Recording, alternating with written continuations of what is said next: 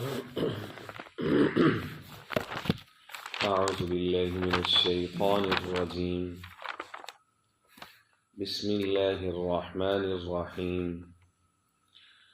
وآتوا النساء صدقاتهن نحلة فإن طبن لكم عن شيء منه نفسا فكلوه هنيئا مريئا. آمنت بالله صدق الله العظيم. میرے انتہائی واجب الاحترام قابل صد احترام بزرگوں، بھائی اور نوجوان ساتھیوں، آج کے درس میں قرآن مجید کتاب حکمت کی سورہ نمبر 4 سورۃ النساء کی فقط ایک آیا نمبر 4 یہ شامل ہے۔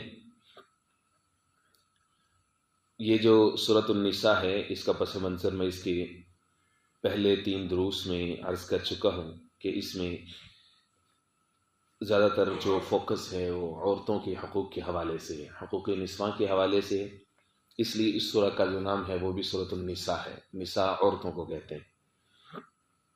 اس سے قبل یتیم بچوں کے حوالے سے بات ہوئی کہ ان کا مال نہ کھاؤ اور ان کے مال پر قبضہ کرنے کی کوشش نہ کرو۔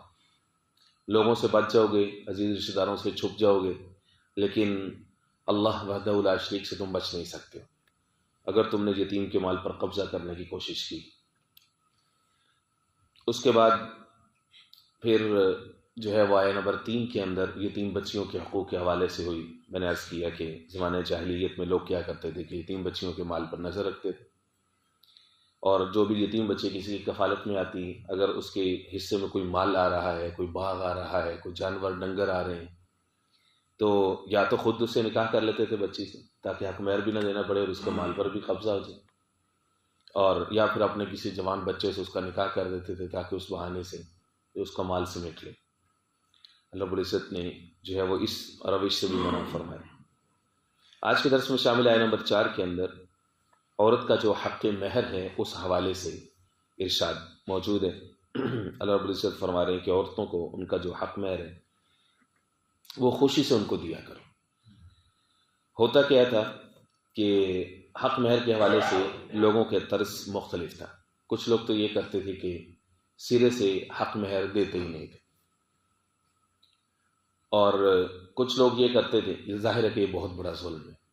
جو حق مہر ہے یہ ملک بزا کا عوض ہے کہ عورت اپنے قریب آنے کی اجازت دیتی ہے، تو یہ اس کا عوض ہوتا ہے، یہ عورت کا حق ہوتا ہے۔ فقہی مسئلہ بھی یہ ہے کہ عورت چاہے تو مرد کو قریب آنے سے بھی روک سکتی ہے انٹل انلیس کہ وہ اس کا حق مہر اس کو پے کرے۔ تو ظاہر ہے کہ اس صورت میں معاملات جو ہے وہ خراب ہوں گی، بدمزگی ہوگی، تو اس لیے خوش دلی کے ساتھ عورت کا جو حق ہے وہ اس کو دینا چاہیے۔ ظاہر ہے کہ جو یتیم بچی ہیں اس حوالے سے زیادہ پریشانی ہوتی تھی کہ کوئی ولی نہیں ہے، وہی شخص خود ہی تو اس کا کفیل تھا، وہی تو اس کا ولی تھا جس نے اس کا ظلم کیا، زیادتی کی، تو فرمایا کہ یہ غلط ہے۔ دوسری صورت یہ ہوتی تھی کہ کچھ لوگ جو ہے وہ دیتے تھے لیکن خوش دلی سے نہیں دیتے تھے، بوجھ سمجھ کے دیتے تھے۔ اللہ نے فرمایا کہ نہیں، بوجھ نہیں سمجھنا، نحلہ، خوش دلی کے ساتھ اس کا جو حق ہے وہ اس کو دینا ہے۔ تیسری صورت یہ ہوتی تھی کہ کچھ لوگ جو ہے وہ زبانی کلامی جو ہے وہ معاف کروا لیتے تھے کہ جی گھر میں جائیں گے تو عورت کا جو حق ہے، عورت کے جو پیسے ہیں وہ ہمارے ہی قبضے میں آنے، تو ضرورت کیا دینے کی، بس ٹھیک ہے معاف کروا لی۔ بعض نے منہ پہ کہہ کے ٹھیک ہے معاف کر دی۔ اب عورت کو یہ خطرہ ہوتا تھا کہ اگر ابتدا ہی رشتے کی بدمزگی سے ہوئی اور میں نے یہ کہہ دیا کہ میں معاف نہیں کرتی، تو پتہ نہیں پوری زندگی میرے ساتھ کیا سلوک کرے گا یہ۔ تو اس لیے عورتیں چونکہ ان کی مزاج کے اندر نزاکت ہوتی ہے، ضعف ہوتے ہیں، تو اس لیے عورتیں کیا کرتی تھیں کہ چلو ٹھیک ہے میں نے معاف کیا۔ اچھا، یہ تو اس زمانے کی تھی۔ آج کے زمانے میں بھی یہ ساری چال بازیاں موجود ہیں۔ لوگ یہ کرتے یا تو سرے سے جو ہے وہ حق مہر دیتے ہی نہیں، حق مہر کی اہمیت کوئی نہیں سمجھتے، یا پھر دیتے ہیں تو بد دلی کے ساتھ دیتے، اور یا پھر کچھ لوگ جو ہیں وہ معاف کروا لیتے ہیں کہ جی معاف کر دو۔ بلکہ معاف کرنے کا کہنے میں بھی انسان کو اپنی کمزوری محسوس ہوتی ہے، انڈرسٹوڈ چھوڑ دیتے ہیں کہ عورت نے بس معافی کر دی، عورت چپ رہتی۔ کئی طرح کے اس میں معاملات چلتے ہیں۔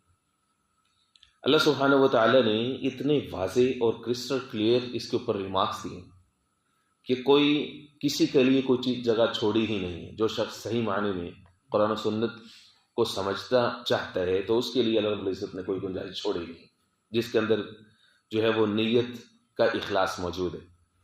فرمایا وَآتُوا النِّسَاءَ صَدُقَاتِهِنَّ نِحْلَةً، عورتوں کو دیا کرو صدقاتہن، ان کا مہر، نحلہ، خوش دلی کے ساتھ۔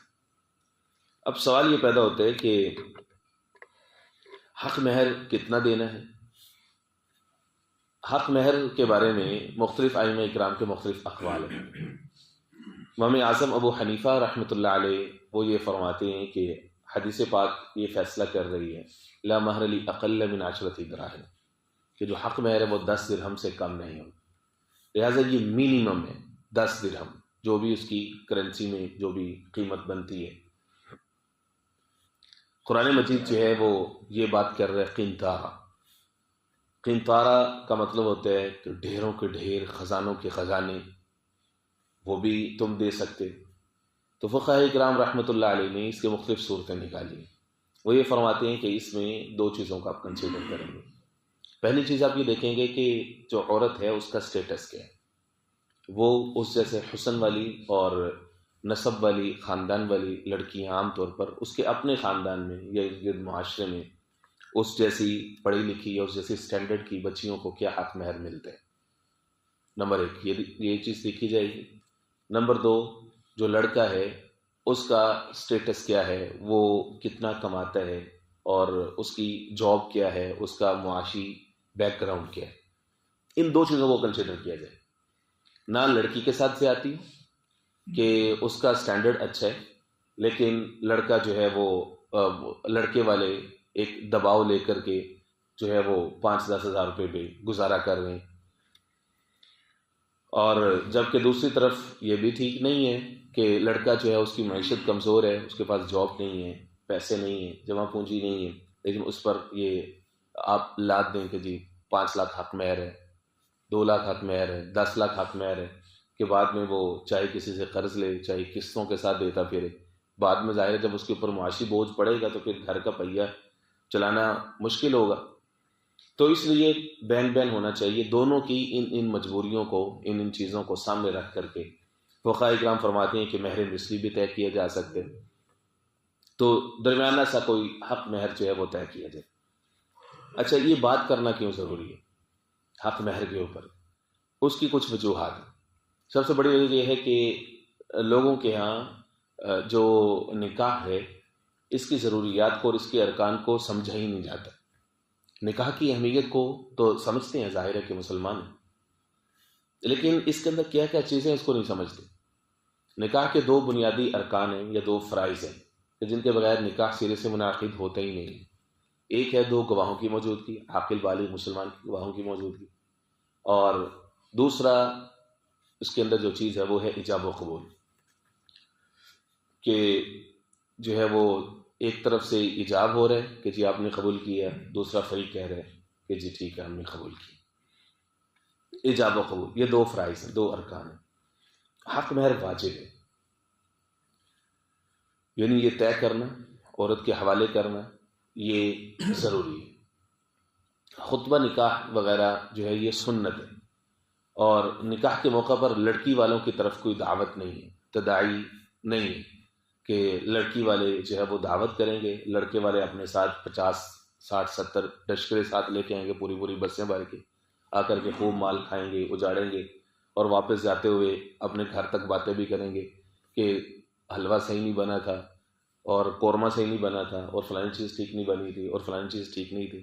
ظالموں، تمہارا ان کی طرف کھانا بنتے نہیں تھا، تم نے ظلم کیا لڑکی کے باپ کے ساتھ، تمہیں کھانا چاہیے ہی نہیں تھا، شرم کرو۔ تو لڑکی کی طرف کوئی دعوت ہے ہی نہیں۔ لڑکی کا باپ، کتنی لڑکی ہیں جن کی شادی کی عمر ہے لیکن ان کے باپ اس ڈر سے کہ پتہ نہیں لاکھوں روپے ہمیں چاہیے لڑکی کی رخصتی کے لیے، نہیں کر پاتے، جہیز بھی نہیں ہے ان کی ذمہ داری۔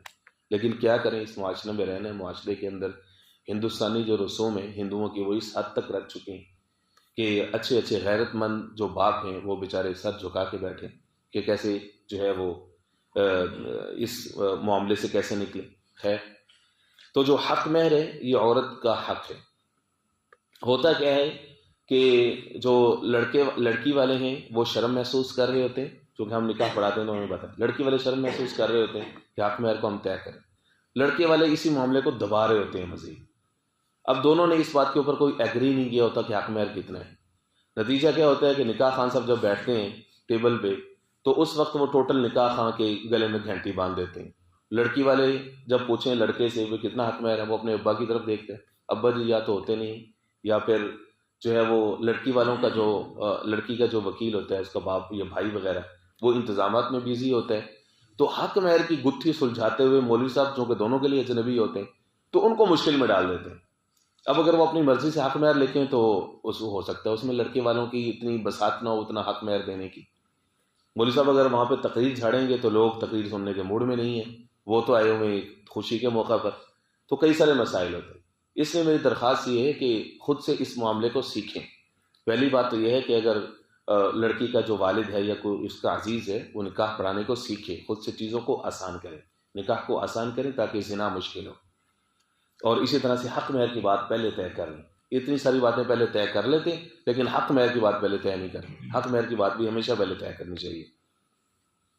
اللہ نے فرمایا فَإِن طِبْنَ لَكُمْ عَنْ شَيْءٍ مِّنْهُ نَفْسًا، تو اگر وہ اپنی طرف سے اپنی مرضی سے کوئی چیز تمہیں ہبہ کر دیں، تمہیں دے دیں، تمہیں معاف کر دیں، چھوڑ دیں، فَكُلُوهُ، تو تم اس کو کھاؤ. اس میں اس بات کی نفی ہے، وہ جو ایک روش میں نے آپ کو بتائی تھی کہ لوگ کیا کرتے تھے معاف کروا لیتے تھے. حق مہر ایسے معاف نہیں ہوتا. حکیم الامت مجدد الملت حضرت مولانا اشرف علی تھانوی نور اللہ مرقدہ وبرۃ اللہ مسیح حضرت یہ فرماتے ہیں کہ معاف کرنے کا طریقہ یہ ہے عورت کے حوالے کیا جائے، اس کو مالک بنایا جائے، اس کے سامنے اس کا پیسہ لا کے رکھا جائے. اب دیکھیں اس کے بعد جتنی بھی آپ سے محبت کرنے والی ہوگی، اگر 1,00,000 روپے ہے تو شاید وہ اس میں سے کوئی 10-20 ہزار تو آپ کو دے دے. ظاہر ہے کہ عورت کو جو کپڑے ہیں اور جو زیور ہے یہ دو اس کی کمزوریاں ہیں. اس کو وہ نظر آنا شروع ہو جائے گا خوابوں کے اندر کہ میں تو اتنی ساری چیزیں لے سکتی ہوں، یا ہو سکتا ہے اس کی اپنی کوئی ذاتی ضروریات بھی ہوں. یہی معاملہ وراثت کے معاملے میں ہوتا ہے. 2 خطبہ جمعہ اس کے اوپر گزرے کہ بھائی کیا کرتے ہیں بہنوں سے اسی طرح سے معاف کراتے ہیں زبانی کلامی. حصہ دینا نہیں ہے، گھر باپ کے گھر کے اوپر قبضہ کر کے بیٹھے ہوئے ہیں اور بہنیں شرم و شرمی ان سے حصہ نہیں مانگ رہی اور یہ انڈرسٹوڈ چھوڑ رہے ہیں کہ معاف کر دیے. وہ کچھ چچا تایوں کو ساتھ ملا لیتے ہیں، وہ کہتے ہیں یہ بہنیں تو کی لینا ہے، بس یہ پنجابیوں میں یہ رواج ہے، قبضہ کر کے بیٹھے رہتے. جب تک وہ گھر سیل نہیں ہوتا بھائیوں کو چاہیے کہ بہنوں کو وہ اس کا مارکیٹ کا کرایہ کا ریٹ لگوائیں، بہنوں کو اتنا حصہ کرایہ دیں، تب وہ ظالم شمار نہیں ہوں گے. ورنہ وہ ظالم ہے، لاکھ پڑھتے رہے، نمازیں تہجدیں اور عمرے اور حج پرفارم کرتے رہے، اگر بہنوں کا حق کھا کے بیٹھے ہو یا بیویوں کا حق کھا کے بیٹھے ہو اللہ سے ڈرو.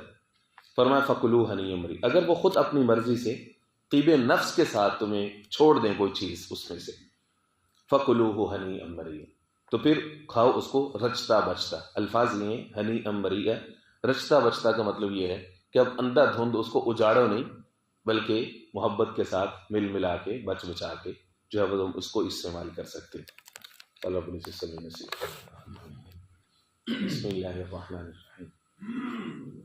اللہم صلی علی محمد النبی الامی وعلی آلہ واصحابہ وبارک وسلم تسلیما کثیرا کثیرا.